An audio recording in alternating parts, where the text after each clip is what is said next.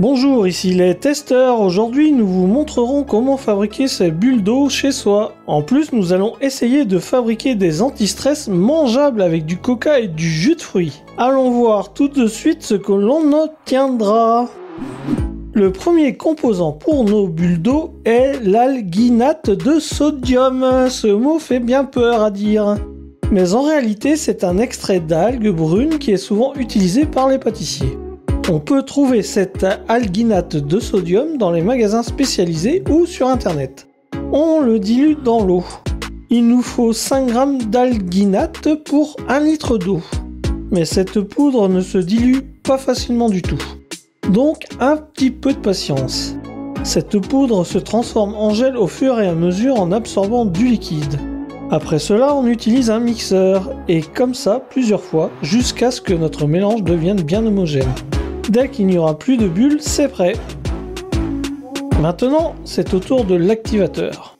Pour cela, il nous faut 1 litre d'eau et du lactate de calcium, qui est un sel d'acide lactique naturel produit par fermentation.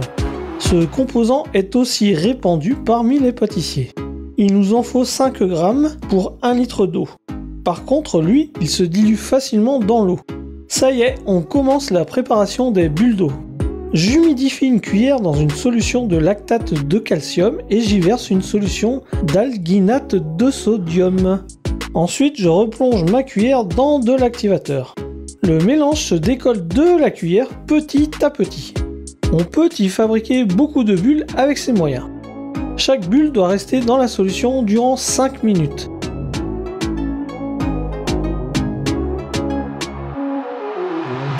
Les sphères flottent en surface de la solution. Elles ont l'air chouettes et l'enveloppe est assez solide. Pour la fabrication de telles bulles, on a utilisé des ingrédients alimentaires comestibles. Maintenant, je vais découvrir leur goût. Surprise! Alors, si vous voyez cette vidéo, cela veut dire que je suis toujours vivant. Le goût est assez amer. Si vous voulez les utiliser comme anti-stress, on pourrait rajouter dans le gel des colorants alimentaires. Sinon, le processus de fabrication des anti-stress ne changera pas. On peut mieux y voir comment le gel coloré se décolle de la cuillère. Ces bulles ont l'air très appétissantes. Elles ressemblent à des œufs de poisson gigantesques. Elles sont aussi comestibles. Maintenant, je vous propose de fabriquer une bulle géante.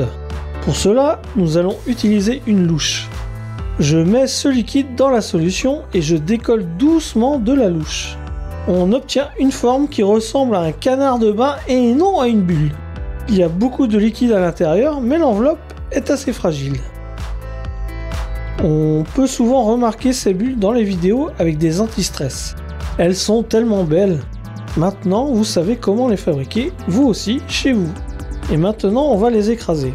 L'enveloppe des bulles est devenue plus épaisse.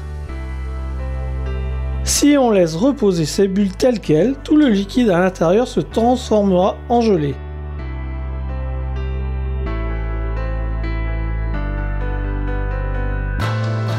Et maintenant, si on préparait ces anti-stress avec des boissons sucrées, essayons de les fabriquer avec du coca qui contient beaucoup de gaz.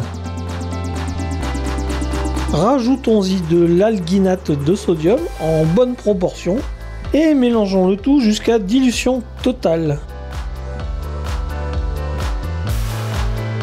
La deuxième boisson que l'on va utiliser est du jus de pomme. Pour rappel, l'alginate de sodium ne se dilue pas facilement dans les liquides. Pour nos anti-stress comestibles, je prépare à nouveau la solution avec du lactate de calcium. Je verse ce liquide avec du coca dans la cuillère et je la plonge doucement dans l'activateur. La surface durcit et je peux l'enlever de la cuillère. On va préparer beaucoup de bulles au coca. Mais à vrai dire, elles ne ressemblent pas du tout à des bulles. Le coca est plus dense que l'eau et ne flotte pas en surface et le produit final ne devient pas sphérique. 5 minutes plus tard, je peux sortir le tout dans une assiette.